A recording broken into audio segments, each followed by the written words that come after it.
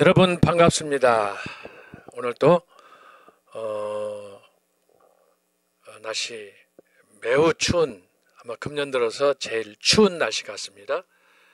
아주 옷을 단단히 입고 전철 타고 바쁘게 걸어봤습니다. 반갑고요. 오늘 또 시로 여는 근대교회사 강의에 앞서 노래 3곡 듣고 시작하도록 하겠습니다. 노래 듣겠습니다. 나의 조국 대한민국, 그 다음에 혁명의 불꽃처럼, 그리고 마지막 자유를 향한 헌신 듣고 시작하겠습니다. 함께 부르겠습니다.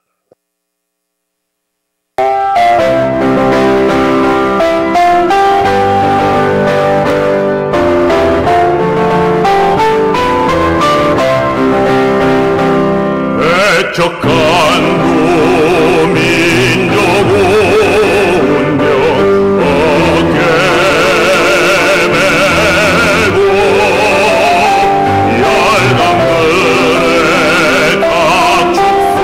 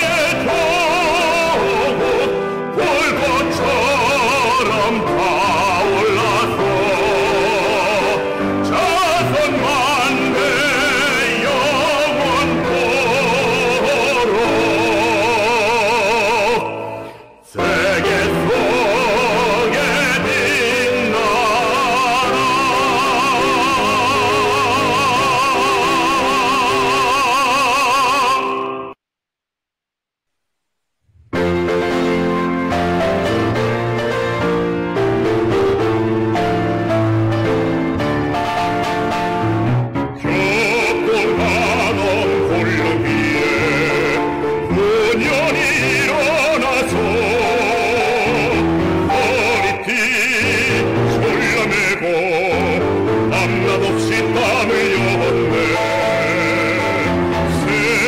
새마을 운동으로 국민 생활 개선하고 산업을 발전시켜 안간 기적 이룩했네. 한평생을 조국 위해 목숨 바쳐 충성하고 역사 속에 보고 강경 찬란히 이룩했네.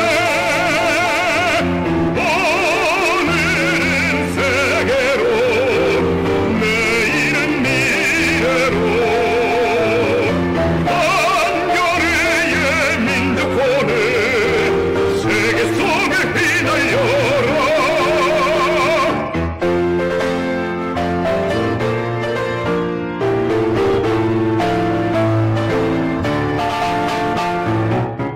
마을마다 도시마다 꿈과 희망 꽃 피우고 서로 돕고 세워주며 선진한국 이루었네.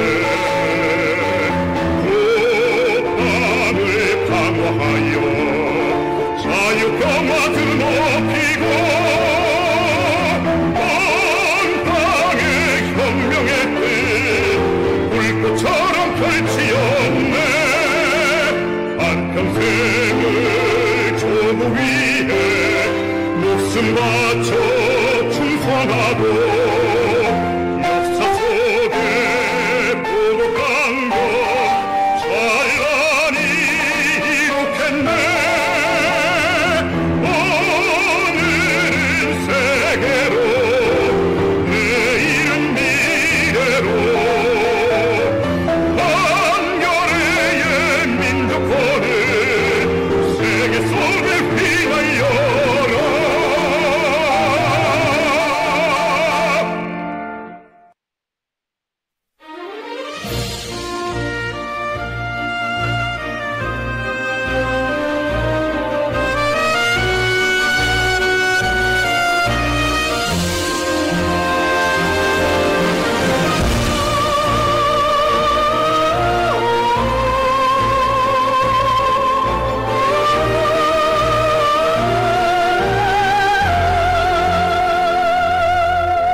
거친 바람 높은 파도 끝없어도 용맹스런 태극 깃발 꺾지 못했네.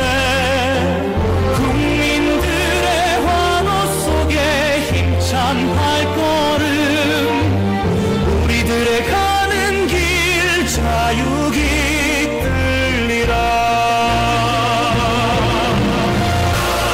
인천의 파도여 바닷길 열어라. 자유의 노래여 하늘 높이 울려라.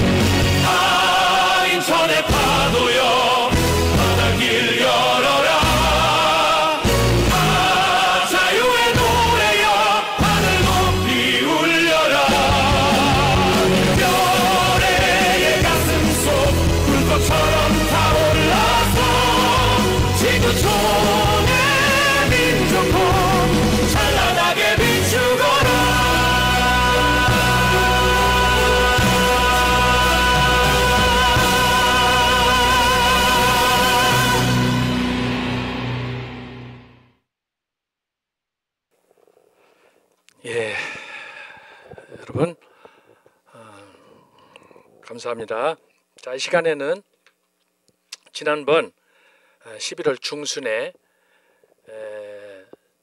광화문에서 철야 집회가 있었습니다. 목금토. 그래서 그날 두 번째 광화문 철야 집회가 있었는데요. 그때 시를 지으면서 또 그때 마침 광화문 행진도 있었습니다. 그래서 그때 지은 시 올려드리겠습니다. 함께 낭송하고 시작하겠습니다. 광화문 행진 2 2025년 11월 13일부터 15일 2박 3일 진행된 애국집회와 토요일 광화문 이승만 광장, 저물어가는 가을 풍경 속 찬바람에 오색 낙엽들 소나기처럼 쏟아지고, 날씨마저 쌀쌀한 날 전국에서 모여든 남녀노소 수많은 애국 시민들,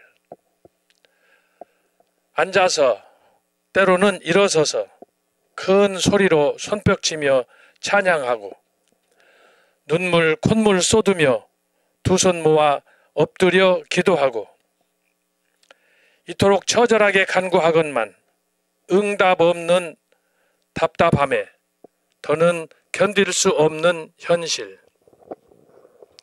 하지만 가야 할 길 끝은 보이지 않고 여전히 깊은 탄식뿐. 도대체 우리는 어찌 해야 하는지. 주여, 우리들의 간구 들으소서. 우리 기도 응답하소서. 기도하겠습니다. 하나님 아버지, 감사합니다. 1년 중 춥다는 소환을 지나 이제 대안을 앞두고 있습니다. 오늘따라 얼마나 추운지 계속해서 영하의 날씨가 계속되고 있습니다.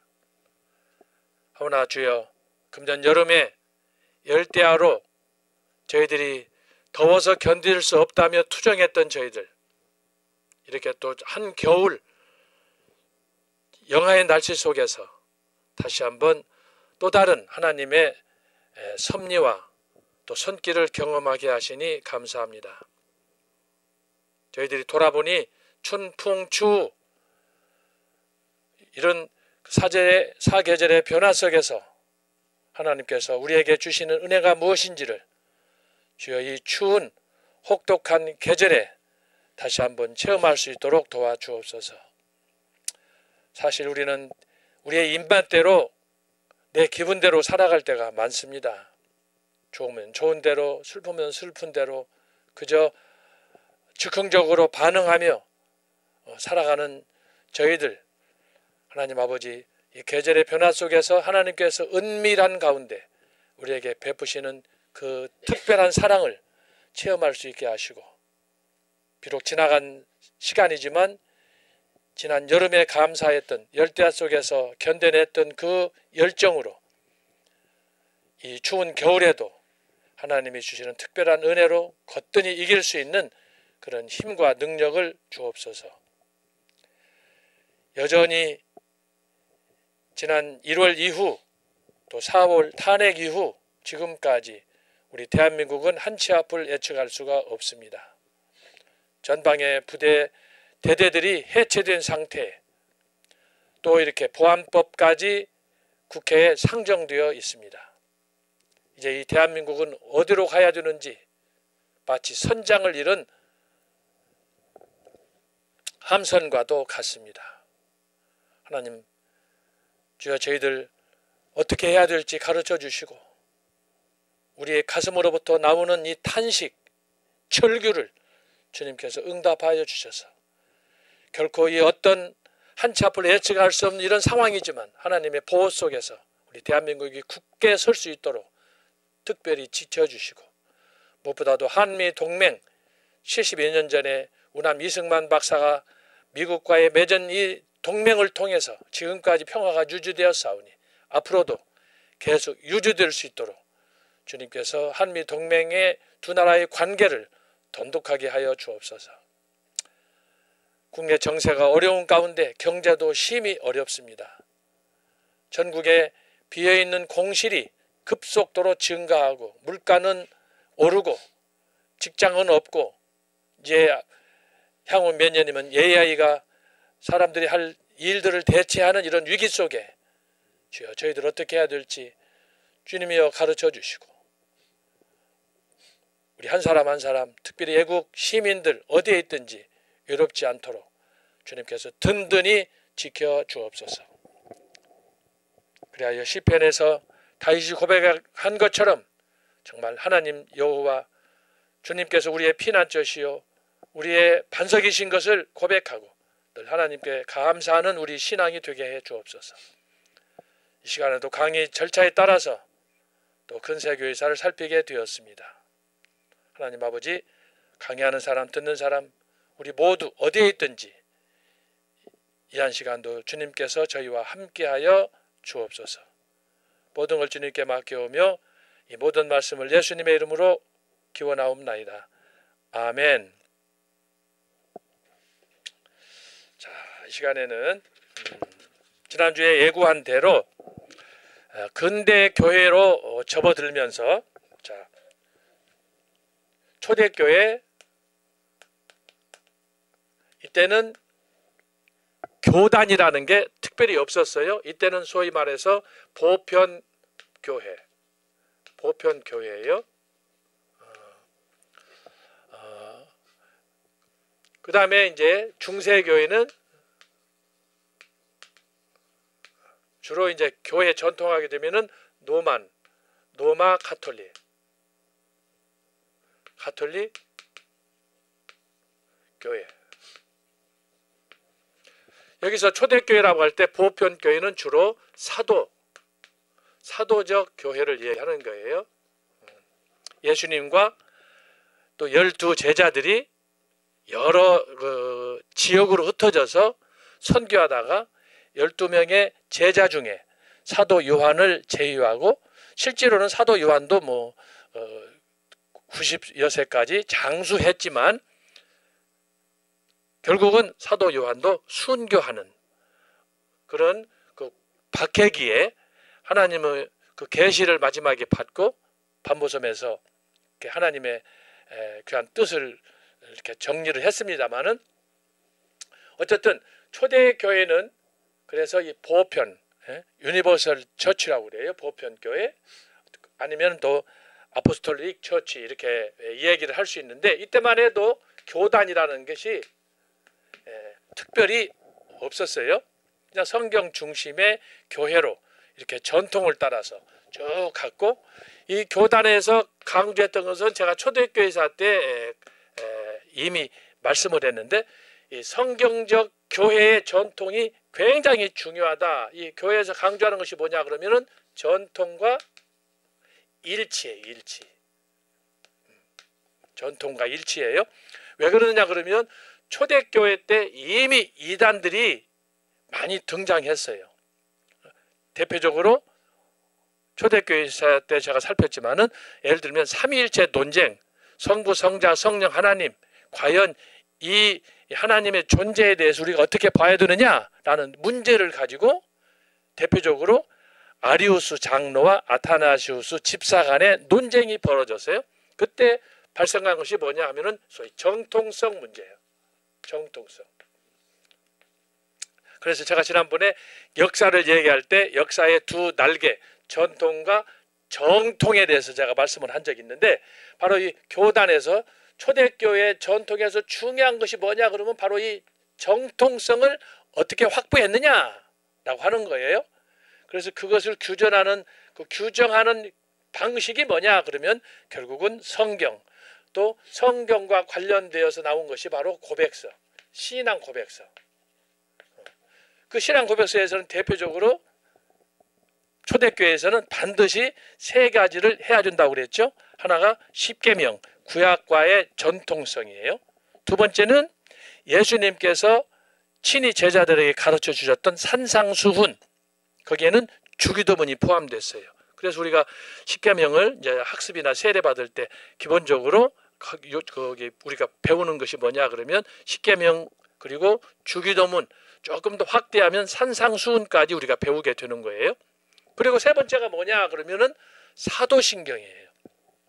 제가 유튜브를 좀 더 이렇게 검색을 했더니 사도신경에 대해서 이것을 오늘날 고백해야 되느냐 안 해야 되느냐 하는 일부 논쟁하는 그런 그 교회 목사들도 있고, 또 그걸 가지고 인정한다 하면서도 사도신경에 대해서 이렇게 해설하는 분들, 여러 목사님들, 교수님들이 하는 걸 제가 봤던데 핵심이 다 빠져 있어요. 여러분, 신경의 핵심이 뭐냐 그러면 이것은 새로운 시대를 위한, 새로운 시대가 뭐예요? 아직 성경이, 신구약 성경이 39권, 27권, 구약 39권, 신약 27권, 66권이 아직 최종적으로 편집이 되기 전이라 이 말이에요. 그 상황을 사람들이 잘 모르더라고요. 자, 그래서 제가 말씀했지만 397년에 카르타고 종교회의에서 이때 우리가 가지고 있는 현재의 성경 3927, 구약 39권, 신약 27권, 정경 66권이 이때 최종적으로 성경이 채택이 됐단 말이죠. 그렇다고 그러면 그 이전까지, 예를 들어서 예수님의 승천 AD 30년에서 397년까지 이거 대략 하게 되면은 400년의 공백이 생겨요. 이 기간이 대략 AD 30년 390년이니까 약 400년이잖아요. 그런데 예수님 오시기 전에 이 중간기라고 그래요. 중간기가 뭐냐? 이게 또 400년이에요. 자, 이건 제가 따로 이제 중간기 혹 강의하게 되면 이 중간기, 이것을 정광훈 목사님께서 다니엘서 2장과 관련해서 자주 강조하시는 내용이에요.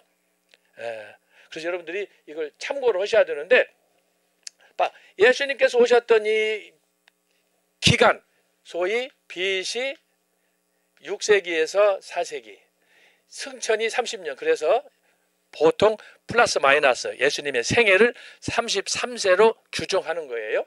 그러나 탄생 연도가 정확하게 언제인지는 잘 몰라요. 다만 크리스마스, 이제 얼마 안 있으면 크리스마스인데 그 크리스마스도 교회가 정한 거예요. 콘스탄티누스 황제가 정한 건데 정확한 날짜는 모르지만 대략 AD 30년 예수님께서 하늘로 승천하신 연도에 대해서는 정확해요. 자, 그래서 이것을 기점으로 봤을 때 이것이 우리가 아는 대로 BC, 이것은 AD 이렇게 나누잖아요. 나누는데 공교롭게 그것이 구분법이 어디가 있느냐면 예수님의 십자가상의 돌아가심과 승천을 기점으로 해서, 예수님이에요. 예수 그리스도를 기점으로 해서 중간기 400년 앞으로, 그 다음에 후로 예수님이 승천하신 후로 400년.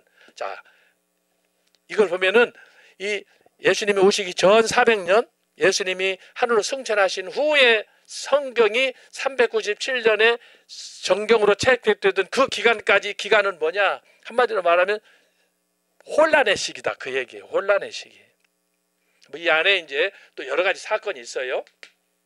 단순히 제가 오늘 이것은 이제 정통성과 관련해서 지난주에도 강조했듯이 성경이 기독교 신앙의 핵심이다. 이걸 강조해야 되는데 대부분 여러분 유튜브 많이 보시면 알겠지만 그 부분이 다 빠져 있다 이 얘기예요.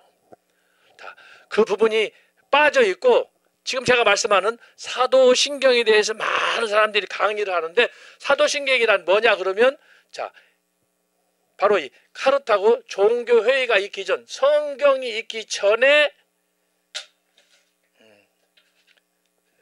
빨간 것이 없구나.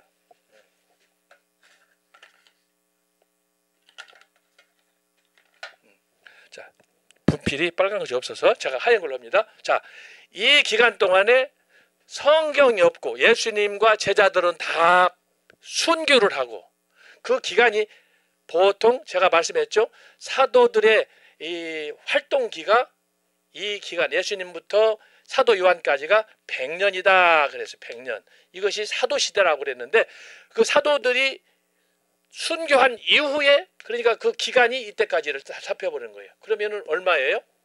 대략 얼마예요? 300년이 되는 거예요. 300년. 이 기간 동안이. 근데 이 기간 동안에 성경은 없고 일부 성경이 쪽복음 형태로 돌아다니면서, 그것도 당시에는 종이가 없었기 때문에 파피루스 형태로 양가죽에 기록된 일부 성경들이 소위 말해서 소통이 됐단 말이죠. 그런데 그 당시에 로마 제국 황제가 박해를 하지, 교회 안에서는 이단이 발생하지, 그러니까 누가 정통인지를 구분할 수가 없는 거예요. 그런 가운데 이제 우리가 흔히 하는 얘기로 예수님의 12 제자가 그걸 알고, 그래서 향후 교회가 어떻게 나가야 될 건가 이걸 예상하고, 그래서 사도들이 12 제자들이 한마디씩 12소절로 한 것이, 그래서 그것이 사도신경이 됐다라고 했는데, 이 사도신경이 주로 사용된 것이 뭐냐, 바로 그러면 성경이 있기 전 이 기간 동안에 주로 많이 사용이 됐고, 성경이 정경으로 이렇게 66권 채택이 됐음에도 불구하고, 자, 그 이후로는 이제 중세로 넘어가요. 중세. 이게 중세야. 중세로 넘어가는데, 중세에서는 제가 지난주도 말씀했지만 중세 1000년 동안 성경을 번역하지 못하게 하는 거야. 그리고 제롬이 헬라어에서 라틴어로 성경을 번역해서 그걸 사용을 하는데, 그것은 누구만 사용하느냐? 일부 성직자, 신부들만 교회에서 사용하는 거예요. 일반인들은 볼 수가 없는 거예요. 그러다 보니까 일반 교인들은 다 봉사야, 소경이야, 성경을 알 수가 없는 거야. 읽을 수가 없는 거예요. 재밌는 건 뭐냐? 가톨릭 교회 안에 있는 성직자들, 신부들이 성경을 자기들이 언어로 배워야 되잖아요. 라틴어를 배워야 하잖아요. 근데 자기들도 라틴어를 몰라. 아는 사람은 일부 특정된 사람만 읽은 거예요. 그러니까 얼마나 웃기겠습니까? 그러니 이런 성직자도 그것을 당연히 알아서 가르쳐야 되지만 성경 가르치지도 않고, 그걸 너나 나나 쉽게 받아서 읽어야 돼, 읽을 수도 없고, 설교하는 것도 아니고, 그래서 발달한 것이 성상 논쟁이 발생하는 거예요. 성상이란 뭐예요? 마리아상, 어떤 유물, 외적인 것들, 성화 이런 것들을 놓고, 성경이 없으니까 그걸 놓고 그걸 도구 삼아서 하나님 앞에 나가서 기도하는 거예요. 그러다 보니까 교회 내에 실체가 사라져버린 거예요. 실체가 뭐예요? 말씀이죠. 말씀, 성경이죠. 계시죠. 그래서 제가 이 부분을 지난주에도 제가 그렇게 강조한 거예요. 지금 몇 시간 동안을 반복적으로 제가 강조하는 거예요. 성경 없는 기독교는 없다라고 하는 거예요. 여기서도 마찬가지야. 그래서 초대교회 하게 되면은, 이런 간단하게 정리하면은, 초대교회에서는 바로 이 전통과 정통성, 이것이 신앙 고백서로 나타났는데, 초대교회에서 아주 강조한, 사도들이 강조한 건 뭐냐 그러면 일치성, 유니티를 강조하는 거예요. 교회는 하나다. 예수님께서 요한복음 17장에서 당신의 제자들을 향해서 마지막 기도를 하잖아요. 주여 저들로 하나 되게 하소서 그러잖아요. 이게 교회에 있어서는 가장 중요한 생명과 같은 거예요. 여러분, 교회의 기초를 놓으신 분이 예수님인데 예수님 몸이 갈라지면 되겠어요? 예수님, 우리가 생각하는 흔히 다른 사람들이 말하는 교주가 예수 그리스도고 교주가 한 사람인데 이것이 서로 갈라지고 찢어지고 나눠주면 되냔 말이죠. 안 되는 거 아니에요. 그거 원리예요 지금. 자, 그래서 초대교회에서는 일치를 강조했는데 왜 이 전통과 일치가 강조되느냐? 고린도 교회 같은 경우에는 성령도 은혜도 그렇게 많이 받은 남다른 교회였지만 그 안에, 교회 안에 당파가 있잖아요. 당파, 사색 당파, 게바파, 바울파, 아볼로파, 심지어는 예수님을 빙자한 그리스도파, 파가 생기는 거예요. 그래서 그것을 사도 바울이 통렬하게 비판하는 거 아닙니까? 예수 안에서, 교회 안에서 무슨 파가 필요하냐는 거야. 이북파, 남한파, 경상도파, 전라도파, 빨갱이파 있으면 되겠어요? 그래서 초대교회에서는 바로 이 전통을 중시하고 그 다음에 전통과 동시에 일치, 그래서 이단을 아주 용서하지 않고 신랄하게 까는 거예요. 그래서 나온 것이 바로 첫 번째 신앙 고백서가 나오는 거예요. 그래서 나오는 거예요. 신앙 고백이라. 나는 예수님만 믿습니다. 그래서 사도신경이 중요한 거예요. 사도신경을 읽으면 안 된다. 성경이 높다. 이딴 식으로 말하는 목사들이 지금도 유튜브에 있어요. 유명한 교회 목사도 그런 사람이 있어요. 주로 저 침례교회 소속된 목사들이 몇 사람이 있어요. 그 사람들은 뭐 하는 거냐? 자기들이 좋은 대로, 자기들이 편리한 대로 성경을 믿는 거예요. 아주 위험한 발상이에요. 역사성을 부정하는 거예요. 그래서 제가 그 부분을 한번 지적하고요. 그런데 중세교회는 로마 가톨릭 교회인데 이때까지만 해도 교회가 비록 초대교회 전통에서 떠났음에도 불구하고 형식적으로는 보편교회, 로만 가톨릭 교회의 전통을 사수했어요. 그런데 이 교회가 어떻게 되느냐? 동방교회하고 동방. 자, 연도로는 1054년. 초대교회가 하나였던 교회가 중세로 가면서 로마 가톨릭과 동방교회로 분열을 했어요. 분열하고 그 다음에 이제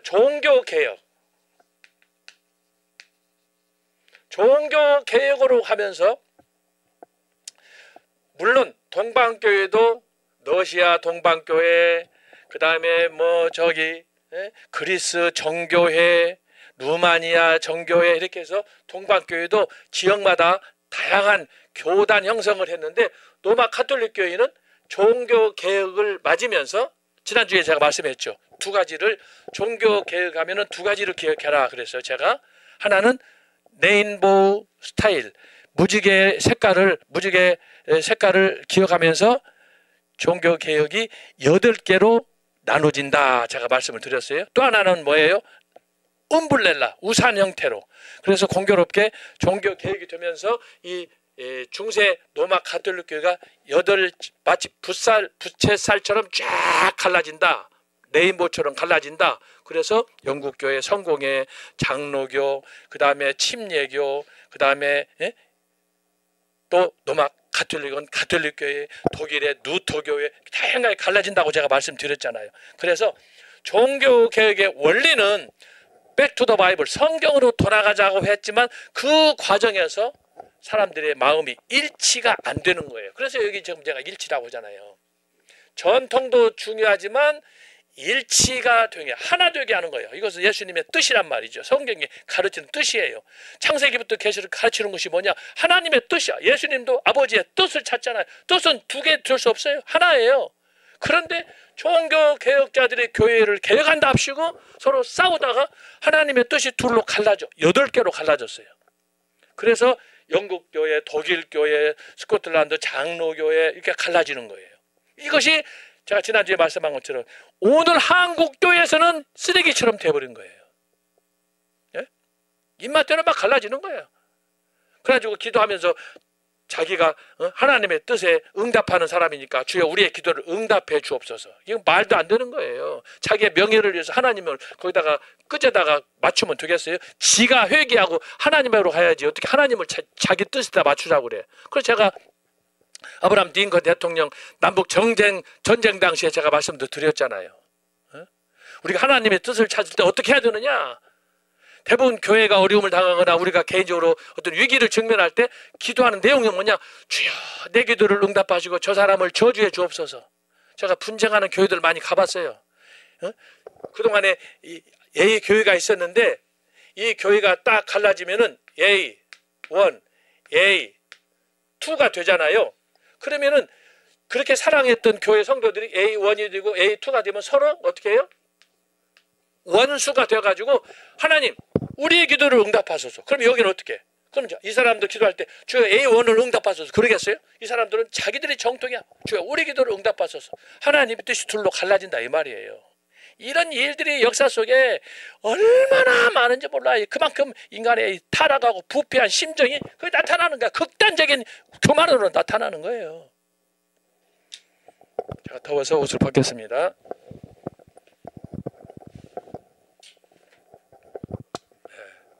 자, 그래서 여러분이 이 종교개혁으로 가면 개혁의 리폼이라는 명분을 통해서 개혁을 잘 했어요. 안 한 것보다는 잘한 거예요. 그럼에도 불구하고 거기에 이제 옥의 티처럼 서로 화합하지 못하고 용납하지 못하는 그런 문제들이 발생했다. 그 대표가 누구라고 그랬어요? 지난주에 말씀한 것처럼 루터하고 찌빙글리아. 종교 개혁하면은 대부예요. 근데 서로 반복 상태에 있었다 이 말이죠. 그 결과 교단이 갈라졌는데, 자 오늘 우리가 살펴보려고 하는 건 뭐냐 하면은 바로 이 초대 중세 종교의 근대 교회. 근대 교회로 하면서는 자 그 전에 보지 못했던 교회의 분열 현상이 또 나타나는 거야. 이것을 가리켜서 제가 감히 여러분에게 말씀한다면 핵분열이래. 핵분열.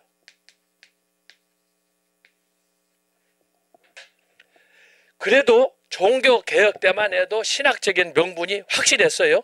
갈라졌어도 그 다음에 어떤 특징이 있었어요. 독일 교회, 영국 교회 명분이 자기 나름대로는, 그리고 신학적으로 있어서도 루터하고 찌빙글리 뭐 이런 거. 그러나 근대 교회로 가면은 교회 안에 온갖 잡동사니가 다 들어오는 거야. 다 들어오는 교회 안에. 그런데 이 근대 교회 안에 그런 핵분열하면서 모든 잡동사니 것들이 교회 안에 다 들어오는데, 그게 핵심이 뭐냐 하면은 자유라는 명분이에요. 자유라는.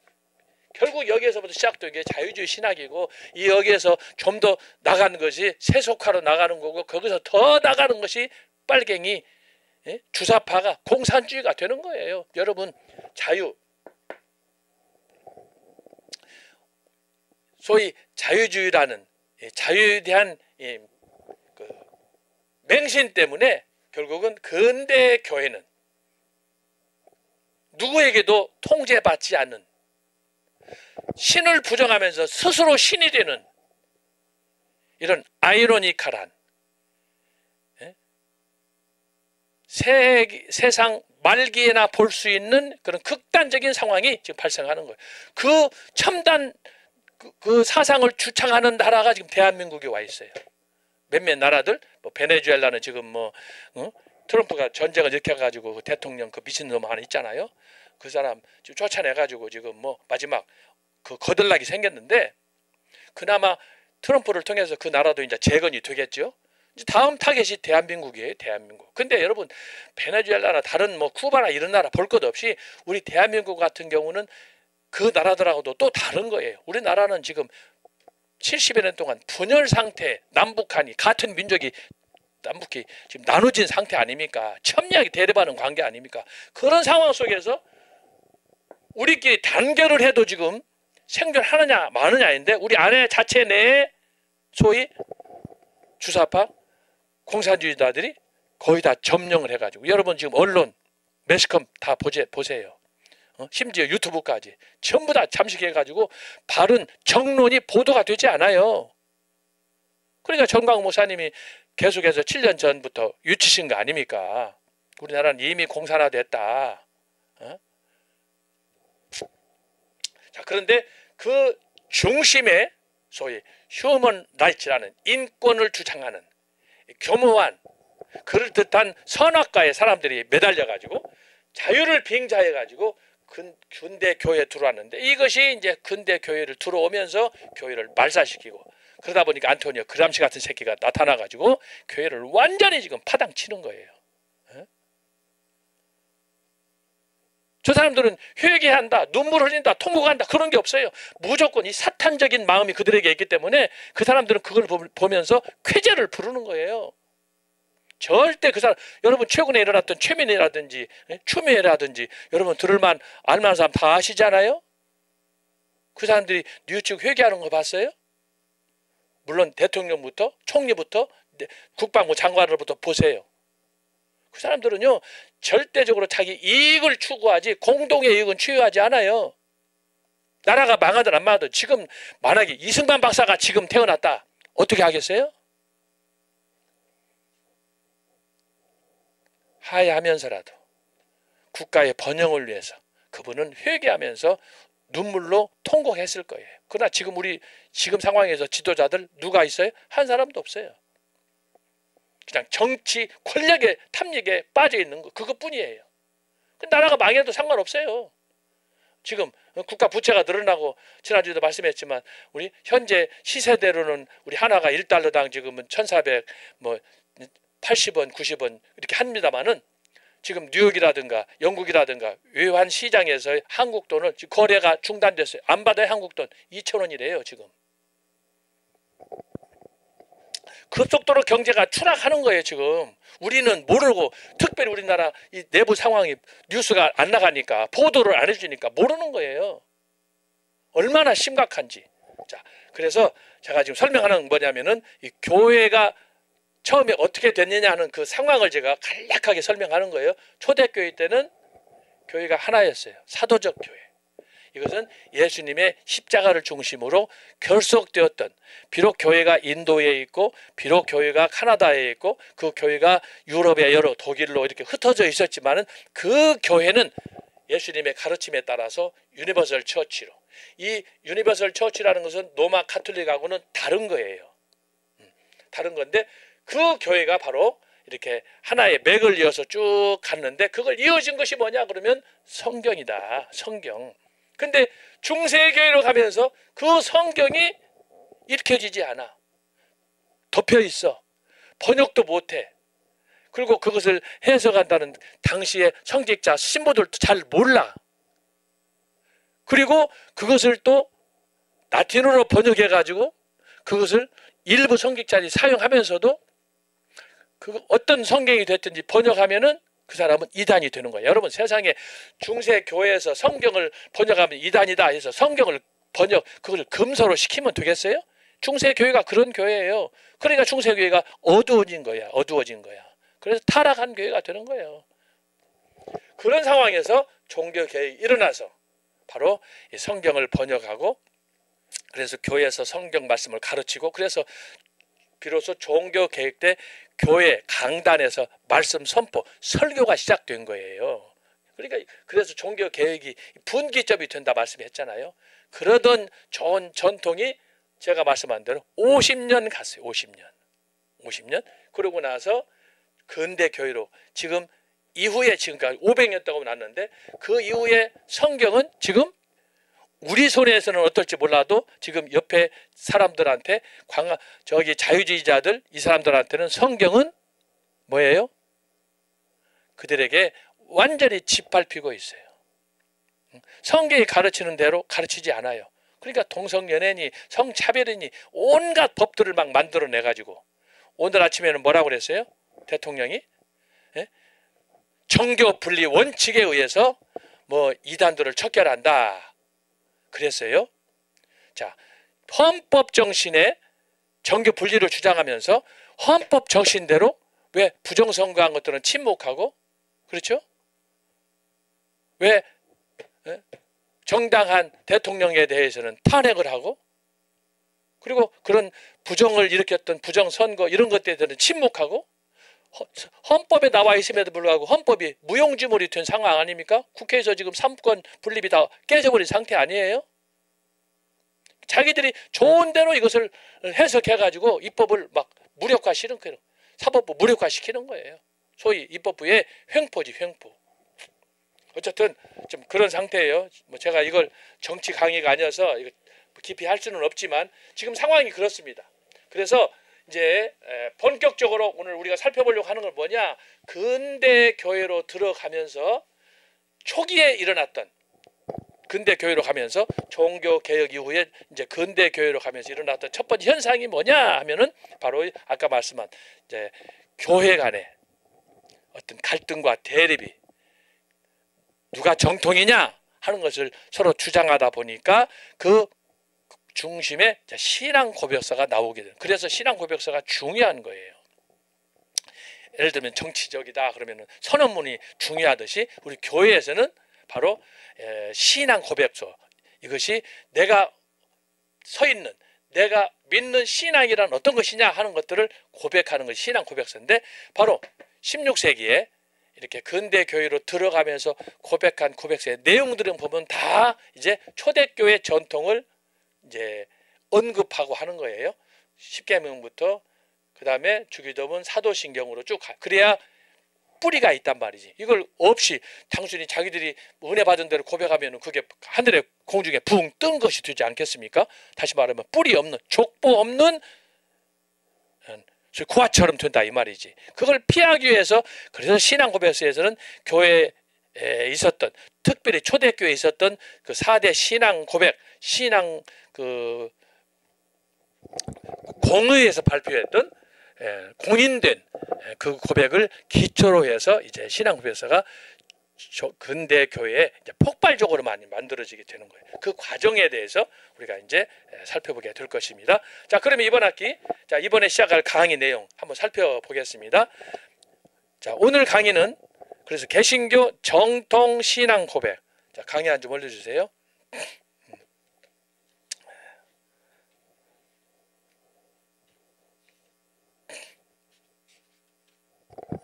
자, 여기 보시면 제가 강의한 내용 여기 서론에 간단하게 압축했습니다. 그리고 몇 장을 이제 뒤로 건너뛰도록 하겠습니다. 자, 정리하면서 여러분 잘 읽어보세요. 자, 일반적으로 교회 역사가들은 16세기 종교개혁 이후 대륙에서 일어난 개혁주의 운동을 통칭 신앙 고백 시대 혹은 정통 시대로 부릅니다. 이게 중요한 거예요. 제가 지금 설명한 내용 간단하게 압축한 거예요. 예, 교회가 다양하게 이제 그 새롭게 출발하면서 내세웠던 첫 번째가 신앙 고백이야. 그래서 여기서 보면은 이 정통 시대라고 그러잖아요. 누가 정통이냐라고 하는 거예요. 소위 적자냐 하는 논쟁이에요. 그 이유는 이 시대가 개혁의 제1세대와 달리 2세대와 그들의 교회는 자체 내 발생한 교리 논쟁에 휘말리며 신학의 정통성 문제에 모든 정력과 에너지를 쏟았기 때문입니다. 여기 개혁의 1세대, 개혁의 2세대 이걸 잘 여러분 정리하시기 바랍니다. 제가 이미 설명을 했어요. 따라서 종교개혁 이후 기독교 안의 다양한 요소들이 교리적 특성을 따라 결집했으나 동시에 영속적인 분열에 빠졌습니다. 참 이게 아이러니예요. 예수님께서는 하나 되라 그랬는데 그의 제자들은 또 교회가 여러 지역에 흩어지면서 교회가 다양한 그런 교파를 형성하게 되는 거예요. 그래서 여러분 교파 간의 연합이라는 게 쉽지가 않죠. 바로 이런 좀 이해할 수 없는 그런 그 양상이 나타나게 됐다. 이들은 종교개혁 이전에 있었던 학문적 신학을 사용하여 보다 교리의 순수성을 강조하였습니다. 개혁자 루터가 이성의 독자성과 아리스토텔레스의 철학을 거부했으나 정통주의는 일부 계몽주의 영향으로 아리스토텔레스의 사유방식을 수용하였습니다. 실로 이 시기의 특징은 연대적으로 종교개혁과 맞물려 개혁사상은 보다 철저히 조직화되고 그들의 제자들에 의해서 전수개조 발전이 되었습니다. 시기적으로 정통주의는 종교 복수주의를 공언한 1555년에 아우그스부르크 종교 화약에서 시작하여 경건주의의 창시자 필립 스페너가 경건의 열망을 저술하고 스위스 신저가 체결된 1675년에 막을 내렸으나 신학의 근대화, 즉 인본주의적 다양화를 개화하게 되었습니다. 설상가상 17세기 철학자들의 출현은 대표적으로 네덜란드의 르네 데카르트, 소위 코기토 아르고 숨, 인간은 의심함으로 존재한다라고 하는 것을 역설했던 사람이에요. 종교개혁의 신중심의 전통에서 떠나서 국가중심의 세속 철학과 법 이론의 출현과 강조, 기계적 인과론에 따른, 이것은 아이삭 뉴턴을 이야기하는 거예요. 기계적 인과론에 따른 사회 건설과 현대주의에 기여하였습니다. 그 정통주의 신학과 전통은 18세기 이후 현재까지 보수와 진보의 대립 속에 신앙적 옛 전통을 고수하려는 몸부림 속에 전 세계로 급속히 확산이 되었습니다. 그러나 17세기 정통주의, 즉 칼빈주의적 개혁신앙은 경건주의의 등장과 계몽주의의 영향을 받은 자유주의 신학의 출현으로 최대의 시련에 직면하였습니다. 철학과 신학의 비판자들은 정통주의가 종교개혁운동에 생동감 있는 신앙적 정신을 버리고 단지 신앙 고백주의적인 형식만 강조할 뿐이라고 하였습니다. 자, 여기에는 제가 간단하게 정리를 했지만 이제 종교개혁자들이 근대에 이제 부상한 이런 철학자들, 새로운 신학자들에 의해서 이제 신랄하게 비판을 받는 그런 모습을 제가 정리한 겁니다. 자, 이러한 경향은 전통적인 신앙 고백서들을 방어하는 과정에서 그들의 답변에 잘 나타나 있습니다.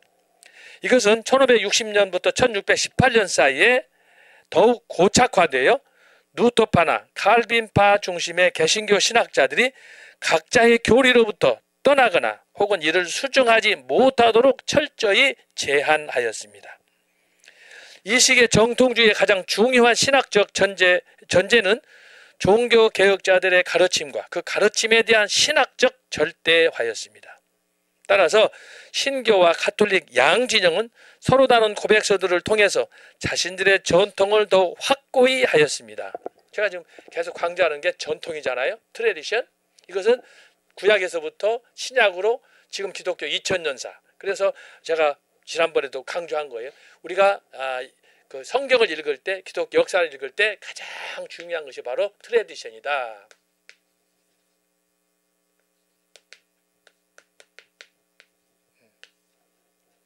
전통이에요, 전통. 그래서 우리가 성경에 전통이 나타나지만 성경에도 전통이 다양하게 나타나요. 그래서 성경에 나타나는 그 전통을 바로 잡는 것, 그것이 바로 하나님의 뜻이다. 뜻이 예수 그리스도의 뜻이다. 이것이 사도들의 뜻이다. 이것이 바른 전통이다 이 말이에요. 제가 그래서 이걸 강조하는 거예요. 그런데 제가 지난번에도 말씀했지만 구약에도 보면은 잘못된, 예를 들면은 가인의 족보냐 아벨의 족보냐 거기에 따라서 계보가 갈라지잖아요. 그런 것처럼 이것이 성경에서는 하나님의 뜻이 분명하게 하나로만 나타나, 두 가지가 없어요. 이것이 예수님이 말씀하시는 요한복음 14장 6절에서 말하는 길, 진리, 생명이에요. 굉장히 중요한 거예요. 성경이 하나님의 계시의 말씀 우리에게 전달해 주지만 그 길이 하나님의 뜻인데 하나님의 뜻이 두 가지로 나타나지 않아요. 근데 우리는 그것을 내 마음대로만 하다 보니까 하나님의 뜻이 갈라져. 그러다 보니까 교회도 갈라져. 그래서 교단이 됐다고 제가 말씀드리잖아요. 그래서 얼마든지 이것을 복종시키고 예수님께서도 겟세마네 동산에서 당신의 뜻을 굴복시키잖아요. 내가 어떻게 감히 십자가에 이 쓴잔을 마시겠습니까? 할 수만 있으면 피하게 해주십시오. 예수님의 기도, 인간적인 고뇌지. 그런데 예수님이 뭐라고 마지막에 합니까? 그러나 아버지의 뜻이면 내가 순종하겠다. 그래서 십자가야, 이게 십자가의 길. 그래서 여러분, 예수님께서 우리에게 보여주신 십자가, 또 우리가 걸어가는 십자가의 길은 신비한 거예요. 그냥 구두로 생각으로 그냥 할 수 있는 것이 아니에요. 예수님이 말씀하신 내가 곧 길이다라고 했을 때 여러분은 길을 어떻게 생각하세요? 예? 구약에 수많은 길들이 있었어요. 광야길을 봐도 광야길을 갈 때 38년 동안을 거기서 빙빙 돌았잖아요. 40년 만에 가나안에 들어갔잖아요. 그 돌아가는 그 길을 보세요. 맨날 제자리 38년 동안 앉았다 섰다 돌다가 그 자리에서 한 거 아닙니까? 그러니까 결국은 가나안에 갔는데 가나안에 들어가는 그 길은 하나밖에 없어요. 이것이 마태복음 7장 13, 14절에서는 뭐라고 그랬어요? 좁은 길이에요. 예수님이 가신 십자가의 길은 좁은 길이에요. 생명길이에요. 아무나 갈 수 없는 거예요. 제가 지난주에 우리 교회에서 설교할 때 그렇게 얘기했어요. 여러분, 세상에는 종교들이 많다. 대표적으로 유교, 불교, 힌두교, 이슬람교 많이 있다. 그 교단을 그 종교를 설립한 사람은 다 교주고 대단한 도덕가고 윤리가고 대단한 인간적으로 성취감을 이룬 사람이고 그렇잖아요. 그러면서 그 사람들 한 얘기가 뭐냐? 다 나를 따라와라. 내가 너에게 복을 주겠다. 무슨 복을 줘요? 그건 위장된 길, 참된 길을 걸어간 사람이에요. 그들이 가르친 것은 위장된 진리예요. 어디서 그 결정이 납니까? 생명이 없어요.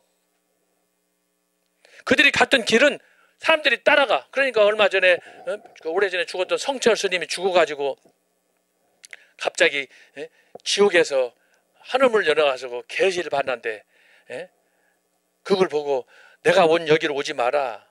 절대 오지 마라. 자기 인생을 후회한 그 영상이 지금 유튜브에 떠돌아다니잖아요. 발등치고 후회하는 거예요. 지금 성철 스님이.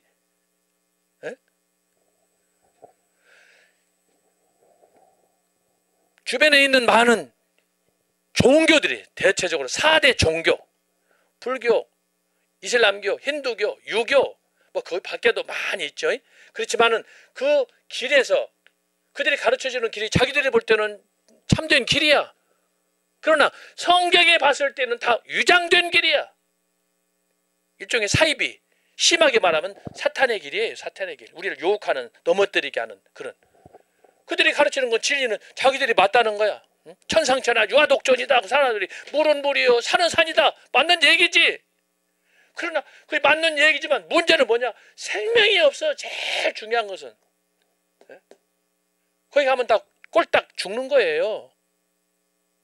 사람들이 그걸 분별을 못하는 거야. 그래서 제가 지난 주일날 우리 교회에서 이걸 설교를 했는데 그 중에는 이제 한 분이 평생 동안 한 50년, 60년 동안 절까지만 다니던 분이 한 분이 있었는데 성경 얘기를 하면 잘 못 알아들어.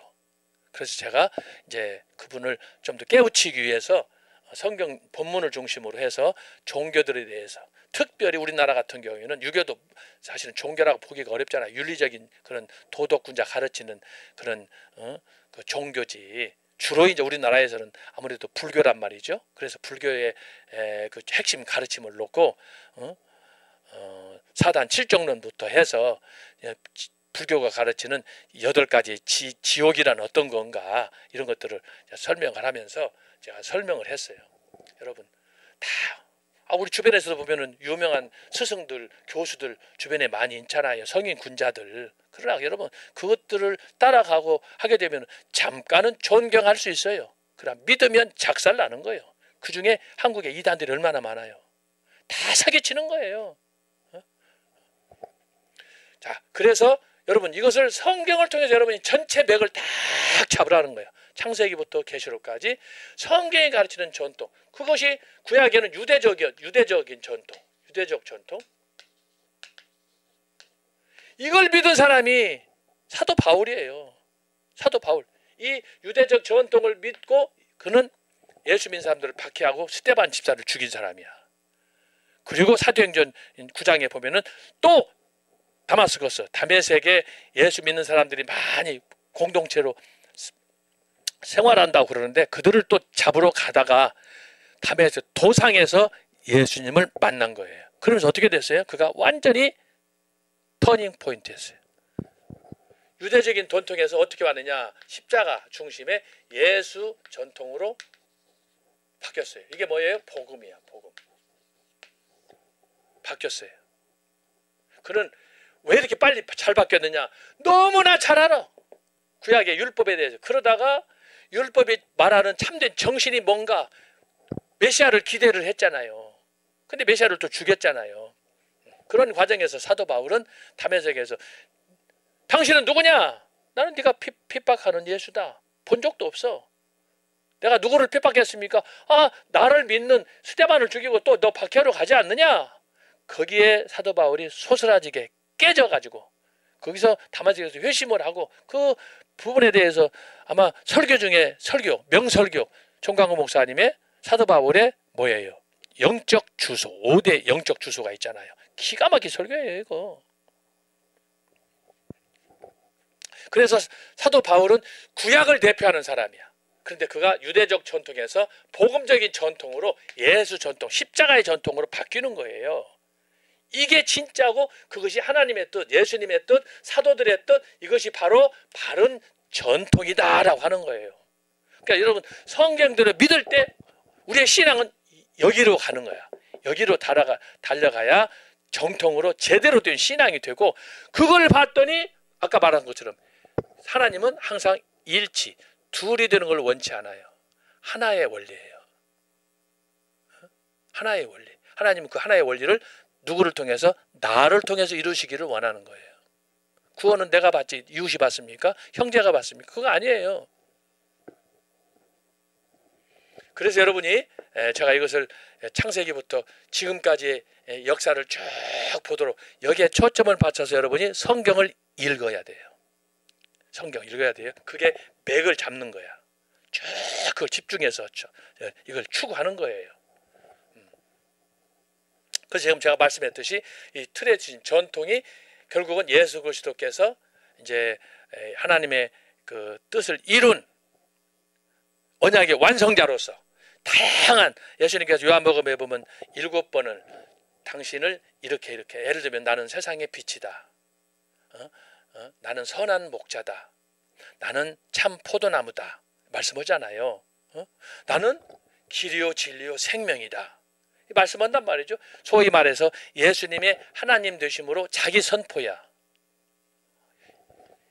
이렇게 명확하게 인간에 대해서 인류에 대해서 미래를 직시한 현재, 미래, 심지어 과거, 과거, 현재, 미래를 통합적으로 해서 이렇게 길을 제시한 사람 누가 있어요? 특별히 중요한 거 제가 말씀드리잖아요. 길과 진리는 유사할 수 있어요.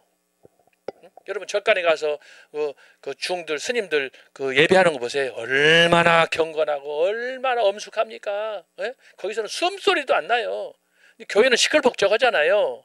왔다 갔다 하고 피아노 소리 나고 합창단 소리 나고 절간에는 그런 거 없어. 조용히 그 분위기에 압도돼 가지고 거기에 은혜 받는 사람들이 많이 있잖아요. 거기다가 또 진리 법사들이 또 설법을 하잖아요. 불경, 금강경, 화엄경, 팔만대장경 설법을 하잖아요. 그러면은 마치 처음 들어본 사람처럼 거기에 빠져가지고 빠지잖아요. 그런데 뭐냐 아무리 수행을 하고 아무리 설법을 들어도 거기 안에는 뭐냐 헛방이라 이거야. 생명이 없어요. 다 죽어서 끝났어요. 당대에. 그러나 예수님은 어떻게 해요? 생명 나는 부활이요 생명이니 말씀하잖아요. 요한복음 11장에서. 물론 제가 여기서 생명을 강조했지만 처음부터 기독교는 그래서 다른 종교하고 다른 거예요. 처음부터 기독교는 진리도 다른 거예요. 왜? 이것은 다 하나님의 하늘로부터 온 계시이기 때문에. 다른 사람들은 지들이 말해서 지들이 배워서 이렇게 고백한 내용이고 그런 삶이지만 성경은 자체가 길이요 진리요 생명이 하늘로부터 온 계시라 이 말이지. 그러니까 땅의 언어가 아니라요. 하늘에서부터 온 선물이라 이 말이지. 우리의 신앙 자체가 성경 자체가. 그래서 그것을 우리가 집중적으로 붙잡는 것이 굉장히 중요하다라고 하는 거예요. 이것을 이제 공부하고 여러분들이 청교도 신학원에서 지금 우리 교수님 통해서 강의를 하잖아요. 이것은 다양한 학문들을 지금 배우는 건데 그 배움의 마지막 끝이 뭐냐 하면은 신학적 통찰이 있어야 되는 거예요. 통찰. 여러분이 구약을 배우고 신약을 배우고 선교학을 배우고 또 한국교회사를 배우고 조리신학을 배우고 교수님들한테 지금 많이 배우잖아요. 그런 것들을 많이 들어서 머리가 지금 지식이 충만해. 그런데 이것들을 그냥 가만히 있으면 안 되는 거예요. 구슬이 서말이라도 꿰어야 된다는 말처럼 그것들을 여러분이 신학적으로 그래서 제가 성경도 지금 이거 얘기하는 거 아니에요. 이 전통을 찾을 때에도 광맥을 찾는 것처럼 집중해서 그걸 쭉 찾아가는 거야.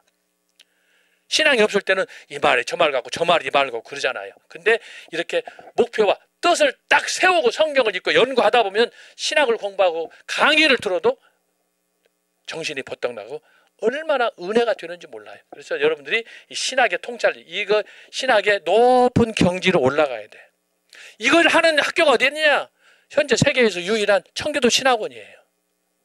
한 사람도 아멘 할렐루야 안 하는 거 봐. 네? 신학적 통찰력을. 그래서 이걸 위해서 교수님들이 청교도 신학원에서 강의하지만 또 금요일날 오후 4시가 되면 4분 교수님들이 신학자 토크를 통해서 이걸 풀어서 또 여러분한테 강의해 주잖아요. 지난 3주 동안 특별히 지난주 같은 경우도 우리 교수님들 손은배 교수님, 변수복 교수님, 김철용 교수님 또 저 이렇게 해서 그 각 전공별로 성경 같은 본문을 놓고 이걸 해석하는 모습들 여러분 보시잖아요. 어저께 그저께도 광화문에서 몇 분들 만났는데 신학자 토크할 때 그것이 몇 시간 기다려진다는 거예요. 너무너무 좋다는 거야. 어떻게 같은 동일한 본문인데 교수님들 생각이 다르냐. 자기는 그것만 그 시간이 그렇게 기다리신대요. 여러분 아무나 이거 듣는 거 아니에요. 그래서 여러분이 청기도 신학원에서 이 강의를 잘 들어서 여러 교수님들이 한 말씀 한 말씀 하시는 것들을 여러분들은 혼자 앉아서 교수님들의 강의를 듣잖아요. 그 들은 것들을 머릿속에 정리하면서 어떻게 하느냐. 마지막 정리는 신학적으로 하라 이 말이에요. 이거 빠져버리면 안고 없는 찐빵이 되는 거예요. 그래서 여러분이 이 강의를 집중해서 잘 들어야 되는 거야. 이것을. 그래서 제가 이것을 여러분에게 말씀을 드렸습니다. 그래서 여기 보면은 바로 그 얘기예요.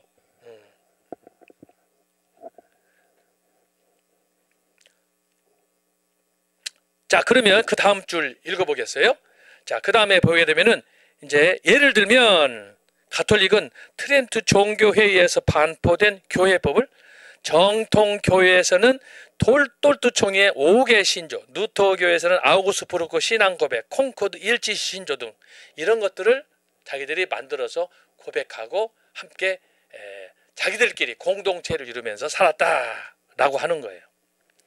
그래서 여러분이 이제 교회 가게 되면은 그냥 교회라고 해서 다 똑같은 교회가 아니에요. 교회마다 특징이 있어요. 교단마다 특징이 있고 또 교단마다 목사님이 누구냐, 설교지를 누가 하느냐에 따라서 교회 스타일이 바뀌는 거예요. 여러분이 그런 것을 분별력을 갖고 가야 되는 거예요. 그래서 제가 지난주에 전통이 중요하다고 그랬잖아요. 여러분들은 학교나 가문이나 이런 거 할 때 좋은 족보, 좋은 학교, 좋은 전통을 따지면서 신앙에 대해서, 교회에 대해서는 그런 개념이 없다. 이건 문제가 있는 거예요. 좋은 성도가 되기를 원한다. 좋은 목회자가 되기를 원한다. 그러면 뿌리를 잘 잡아야지.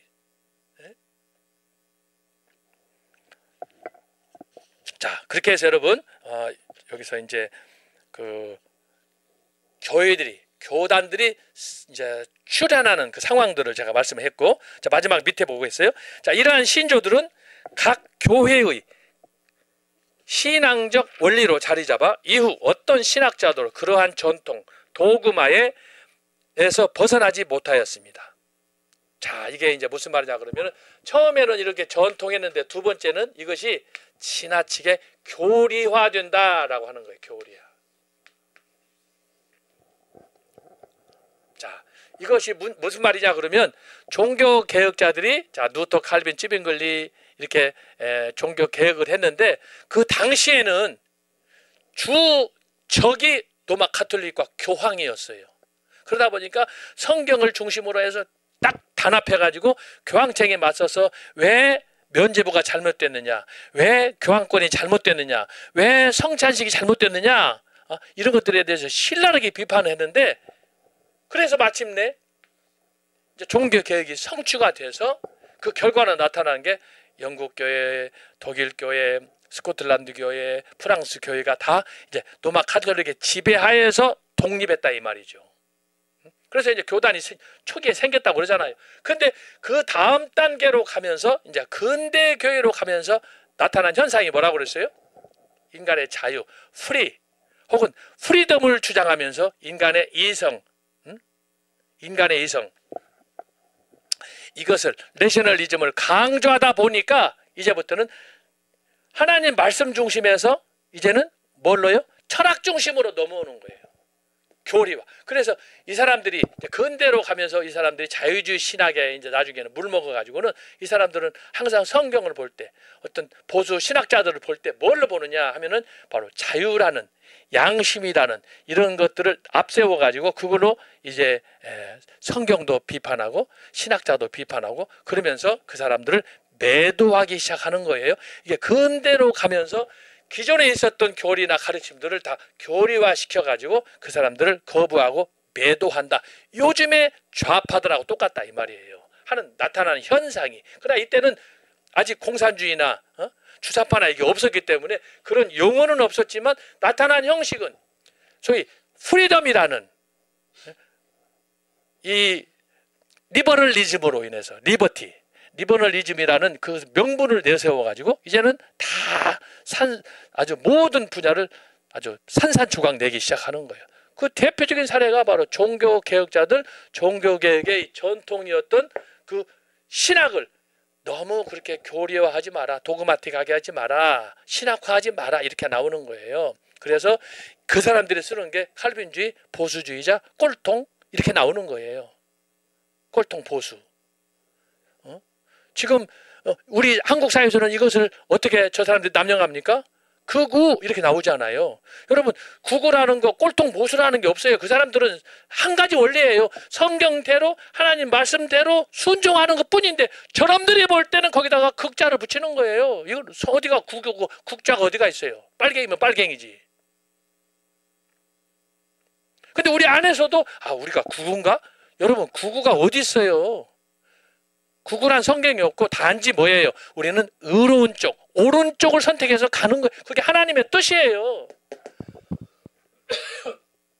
성경이 가르치는 전통은 옳고 그름밖에 없어요. 그럼 옳은 건 했다고 그랬다. 옳은 것이 뭐예요? right wing이야.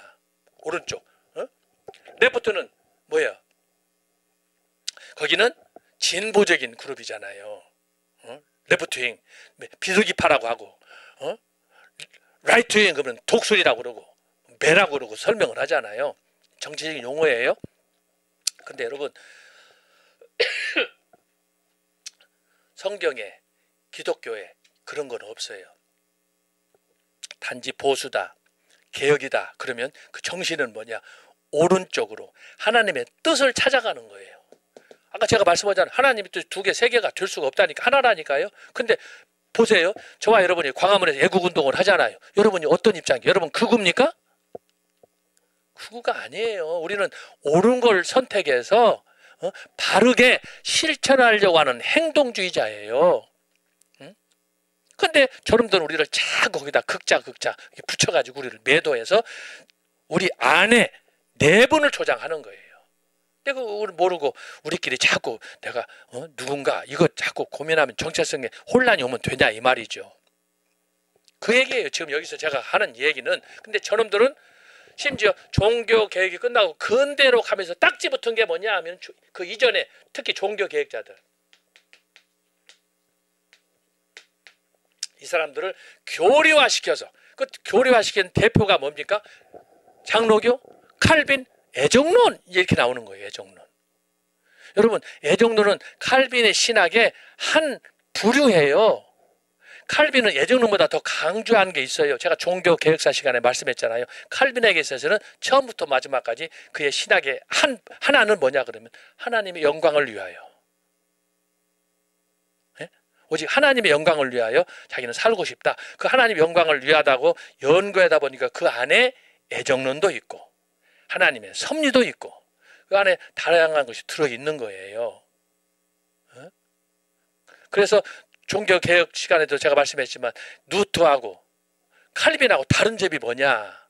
루터는 자기가 어떻게 구원받았는가 칭의의 문제에 대해서 로마서 1장 17절에 나타난 justification by faith 믿음에 의한 칭의 이신칭이라고 그러잖아요. 그래서 자기가 오랫동안 카톨릭에 있으면서 죄의 그 속박으로부터 벗어나지 못해서 번민하고 갈등했던 그 옛날 그 시절을 생각하면서 그 어둠 속에 갇혀있던 자기 자신이 빛을 보고 내가 그동안에 로마 카톨릭에 있을 때 행함으로 구원받으려고 그러는데 이게 아니구나.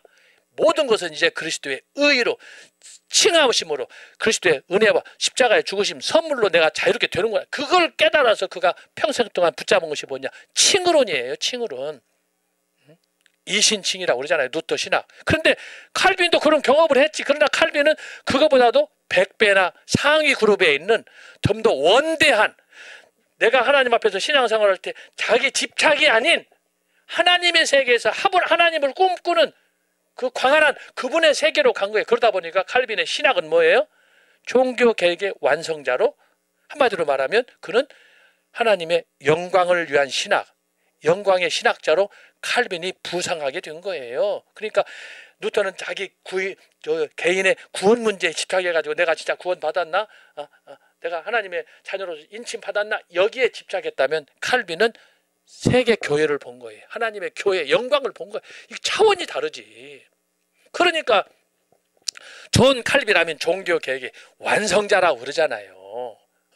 그가 그 종교개혁을 이뤘던 그 모든 과정을 신학적으로 체계화한 게 기독교 강요라고 그러잖아요. 기독교 강요는 지금까지 칼빈 사후 지금까지 500년 동안 기독교 교회에서 완전히 맥을 잡은 고전이에요.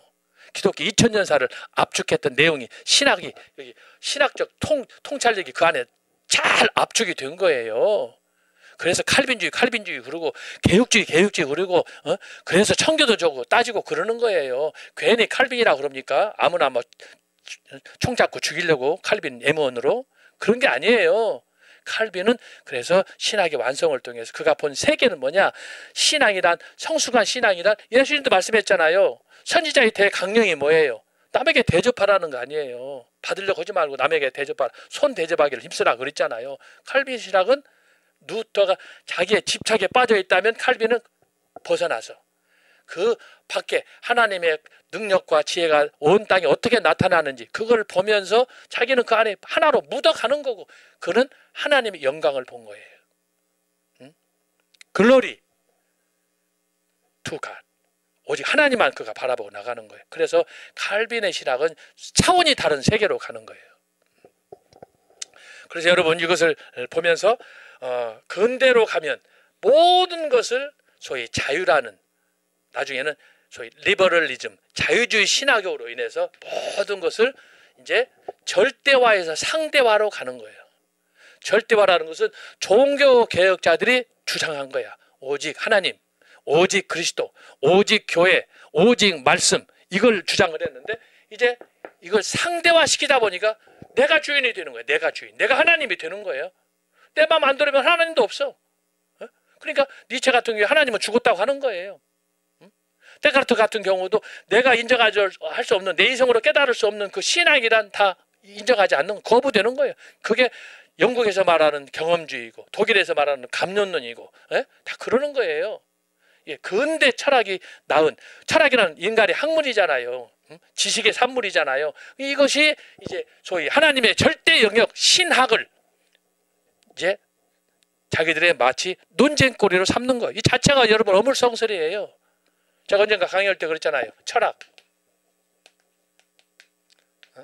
정광 목사님도 그 말씀표에 나타난 그 자료를 보면은 학문의 단계에 대해서 쭉 서술한 거 있어요. 인간이 연구하는 모든 학문의 최정상이 철학이에요. 그러나 철학은 한계를 넘지 못해. 그게 뭐냐? 신학이에요. 신학. 이것은 지식에 대한 학문이지만 신학은 뭐예요? 하늘에 관한 하나님에 관한 학문이잖아. 이건 인간이잖아요. 이건 하나님이고 차원이 다른 거예요. 그래서 여러분 지금 청교도 신학원에서 지금 여러분에게 강의하는 교수님들이 강의하는 이 신학 강의는 일반 철학적인 강의가 아니에요. 차원이 다른 거예요. 여러분 철학 강의 가지고 아멘 할렐루야 나옵니까? 그러나 신학 강의 구약을 할 때 변순복 교수님 또 신학학 김철원 교수님 또 조리신학 손은배 교수님 강의 들을 때 여러분 아멘 할렐루야 나와요 안 나와요? 나오잖아요. 다른 거예요. 다른 거. 어쩌다가 철학을 했을 때 아 그렇구나 하고 한 번은 할 수 있을지 몰라. 그러나 여러분 그것은 수준이 낮은 거예요. 이건 등급으로 말하는 저등급이에요. 저등급. 여기는 뭐예요? 상등급이에요. 상등급. 하늘에 하나님 우리에게 주신 계시의 말씀을 그러니까 여러분 우리가 성경을 읽잖아요. 성경 말씀을 읽고 이걸 묵상하고 은혜 받고 성령의 나타남을 통해서 주일마다 교회 예배드리고 가는 거 이건 파격적인 거야. 세상에서는 들을 수 없는 거 아니에요. 그러니까 이것을 강의하는 사람이 꼭 공부했다고 교수만 합니까? 박사만 합니까? 그렇지 않잖아요. 성경은 모두 에브리바디에게 열려져 있어요. 그러나 여러분 철학만 같아도 아무나 철학 강의 들을 수 있어요? 못 들어요. 공부해야지. 그런데 하나님은 성경을 통해서 신학을 연구할 때 항상 열려져 있어요. 근데 차이가 뭐냐? 철학은 소망이 없어요. 절망으로 가요. 생각의 3대 통로에서 정광 목사님 설교 들어보셨죠? 안 돼요. 끝이 절망하고 탄식으로 자살로 죽는 거예요. 그러나 신학은 뭐예요? 시작은 미미해. 그렇지만 신학은 점점 깊어질수록 하나님 은혜에 대해서 감사하게 되고 할렐루야 찾게 되고 사도 바울처럼 다메섹에서 하나님을 만나고 예수 그리스도를 만난 다음에 헌신하게 되는 거예요. 여러분 철학을 만나가지고 헌신하는 사람 봤어요? 절망뿐이라니까. 그러나 신학을 통해서 정상적으로 하나님을 만나게 되면 이건 헌신하게 되고 은혜 안에 거하게 되고, 그래서 칼빈이 말한 것처럼 광활한 하나님의 창조, 구속의 역사를 보면서 감사하게 되는 거예요. 그래서 어쨌든 여기서 말씀하는 근대 교회로 가면서 이제 일어났던 현상 중에 바로 이런 현상이 일어났다. 근대로 가면, 그러니까 요즘 같으면 신문물이에요. 신문물. 지금 20세기하고 21세기하고 다른 점이 뭐예요? 지난 1년 전하고 지금하고 다른 점이 뭐예요? 지금 제가 지난주에도 말씀했지만 AI, 이것이 어떻게 앞으로 인류의 미래의 문명을 바꿀지 몰라요. 우리는 과거에 상상도 안 했던 거예요. 그러나 지금은 AI가 사람의 지능보다 앞서가고 있어요. 누가 나한테 얼마 전에 AI에 대해서 한번 좀 배웠냐, 공부했냐 그래서 안 했다고 그랬더니 가르쳐주는데 핸드폰 안에 다 들어있어요. 여기다 여러분 AI 잘 활용하면요 엄청난 정보들을 얻을 수가 있어요. 저는 아직 좀 서툴러서 그런 거 잘 못합니다만 우리 제자 한 분이 그걸 하는데, 이야, 희한하게 막 그게 추적이 되는데 내가 생각하지 못한 것을 막 연구해가지고 자료를 제공하고 그러더라고요. 근데 이제 이것은 사실은 기계이기 때문에 인격이 감사나 혹은 눈물이나 이런 감성이 없기 때문에 한계가 있지만, 어쨌든 일반적인 지식, 철학적인 것들에 대해서는 핸드폰이 다 주어요. 그러나 그 이상 넘지를 못한다라고 하는 걸 여러분들이 기억을 해야 됩니다. 자, 그 다음에 두 번째 2페이지 보면은 근대의 특징 그랬어요. 근대의 특징 그랬는데 그 아래 1번 한번 보겠어요. 1번 그 아래 일반적인 특징 첫 번째는 뭐냐? 종교개혁 시대의 신율주의에서 인간 중심의 이성주의로 바뀌었다라고 하는 거예요. 제가 지금까지 계속 강조하는 게 그거야. 철학과 신학 이걸 강의한 거예요. 그러니까 신중심에서 인간 중심으로, 그 중심에 뭐가 있느냐? 철학이 놓여 있다. 철학이고 철학과 연관된 것이 나중에 자유주의 신학이다. 이제 이렇게 크게 이해하면 되겠어요. 나타난 첫 번째 현상은 두 번째로 분파주의의 팽창이다. 분파주의. 2번 분파주의입니다. 자, 이 분파주의 때문에 나타난 현상이 이제 교단이 생기는 거예요. 교파가 생기는 거예요. 그 다음에 세 번째는 뭐냐? 개인주의 현상이 급등했어요. 개인주의. 왜? 철학이 실존주의가 등장하면서 내가 의심하는 그 외에는 모든 것을 나는 의심할 수밖에 없다. 그러니까 아무것도 해결이 안 되는 거예요. 자, 그러다 보니까 개인주의 현상이 급등하게 되었다. 어떻게 하면은 사람들이 나를 이해하고 나를 설득할 수 있느냐, 그게 최대의 관점이야. 그건 궁극적으로 뭐예요? 지가 하나님이라는 거지. 그래서 여기 제가 간략하게 썼습니다만은 교리 중심적 풍조는 개교의 교파주의를 조장하여 교회는 세포 분열을 가속화하였다. 교회 일치보다는 사사로운 이익에 사로잡혀 교회는 무참히 짓밟혔다. 결국 지나친 이기는 곧 공동의 파멸을 부른 바 공동체적 연대감이 아쉬울 뿐입니다. 자, 그래서 이게 근대에 나타난 특징이다 이 말이에요. 그래서 하나님 중심에서 인간 중심이 넘어오면서부터 나타나는 현상이 2번, 3번, 4번. 자, 마지막. 그럼에도 불구하고 이 시기는 교회 갱신과 선교 확장이 현저히 나타났습니다. 자, 자유주의가 극성으로 이게 근대의 교회를 가면서 나타난 현상들이 대부분 부정적이지만 그 중에 하나를 우리가 긍정적으로 본다면 근대에 이전에 없었던 선교가 폭발적으로 일어났다라고 하는 거예요. 근대. 그래서 근대 교회 가면은 이걸 그 초대교회에서부터 중세교회, 종교개혁, 근대로 가면서 세계 지도의 색깔이 막 바뀌는 거예요. 색깔이 처음에는 사도행전 1장 8절에 있는 것처럼 유대와 사마리아 이렇게 예루살렘과 유대와 사마리아 그렇게 말씀했잖아요. 근데 그것이 그 다음으로 가면은 땅끝까지 이제 복음이 확장되어 가는 거예요. 그래서 1세기 때, 2세기 때, 4세기, 5세기 때, 그 다음에 9세기, 10세기 하게 되면은 이 팔레스타인, 현재 이스라엘에 국한되었던 그 복음이 점차 유럽으로 또 아시아로 확산되어 나가게 되는 그것이 급속도로 일어난다 이 말이에요. 근데 그것이 초대교회, 중세교회 종교개혁 때만 해도 주로 유럽에 머물렀어요. 유럽에. 중동하고 유럽. 근데 이것이 종교개혁이 일어난 그 이후부터 이제 미국으로, 아프리카로, 아시아로 이제 선교가 일어나게 된단 말이에요. 그러니까 이것이 엄청난 속도로 이것이 이제 세계 모든 나라로 열방으로 흩어지는 그런 계기가 됐다라고 하는 거예요. 그래서 이 선교의 시대로 이제 근대는 들어가는데 문제는 선교가 일어나는 건 좋지만 그 안에 교회는 교회 내부에서 수많은 분란으로 논쟁으로 교단 분열로 나타났다. 그런데 나중에 이제 보면은 이 교회 분열이 결국은 예루살렘 교회가 서로 자기들 전통성을 주장하니까 예루살렘 교회의 소요사 때 박해로 인해서 예루살렘 교회가 깨져버리잖아요. 그러니까 해외 선교가 시작되는 것처럼 기독교도 역사도 마찬가지야. 종교 개혁으로 우리 하고 정통수 주장했던 교회들이 이제 원치 않게 자생적으로는 선교가 안 되니까 그 다음에 타생적으로 밖으로부터 from outside로부터의 도전을 받아가지고 그게 자유주의 신학이에요. 세속화 신학이고 그러다 보니까 교회가 이대로 있으면 안 되겠구나. 자, 성경 말씀으로 돌아가서 해외 선교를 펼치자. 선교가 일어났어. 자의적인 게 아니라 타의적으로 일어났다 이 말이에요. 그럼에도 불구하고 그 영향으로 인해서 우리나라는 1885년 4월 5일 공식적으로 미국의 선교부가 파송한 선교사가 우리나라에 들어와서 우리나라가 지금 역대급 선교 140년 만에 놀라운 교회 부흥을 이룩하게 됐다라고 하는 거예요. 긍정적인 부분이에요. 긍정적인 부분. 그리고 이제 마지막 5번째 보면 제가 여기 교리화 그랬는데 이것이 2번 그 다음에 보세요. 전통적인 교리 중심의 신학에 대한 재고가 요청되었다.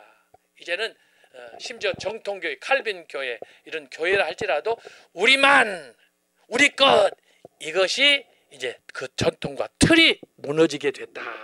이게 바로 교단의 다양성으로 나타나게 됐다라고 하는 거예요. 자, 이 부분에 대해서 우리가 긍정적으로 봐야 되느냐 부정적으로 봐야 되느냐 이건 숙제예요. 그런데 제가 이걸 강의하면서 여러분한테 설명할 거예요. 그런 과정에서도 우리가 뭘 찾아야 되느냐. 하나님의 뜻은 하나다. 하나님의 뜻은 예수님이다. 사도들의 뜻이다. 성경의 전통 바른 전통이다 라고 했을 때의 핵심은 뭐냐. 예수님이 가르쳐 주는 것 하나님의 뜻 예수님의 뜻은 뭐냐. 자기 자신의 의지를 생각을 다 내려놓는 거예요.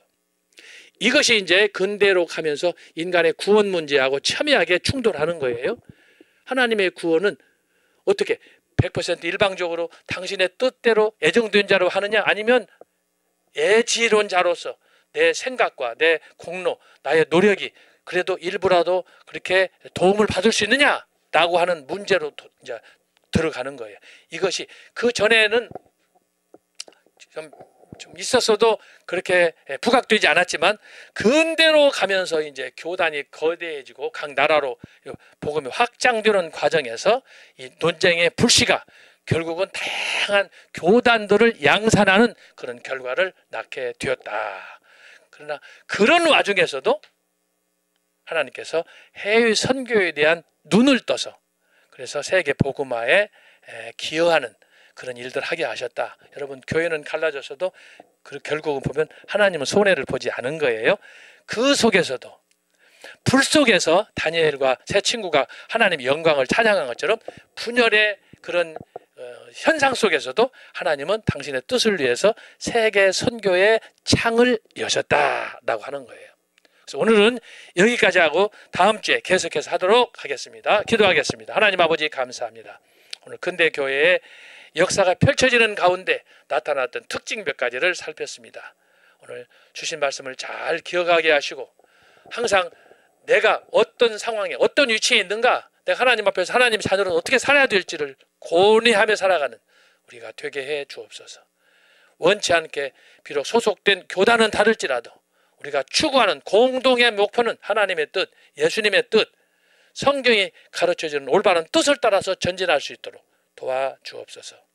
계속되는 광화문 집회에도 하나님이 도우셔서 이 나라가 정말 백적 가운데 있사오니 주여 대한민국을 지켜주셔서 우리 군대로가 아니면 하늘의 천군 천사로라도 이 대한민국을 수호하여 주시고 마지막 때까지 한미 동맹으로 이 위기를 극복하고 미래를 향한 번영으로 나갈 수 있도록 도와주옵소서.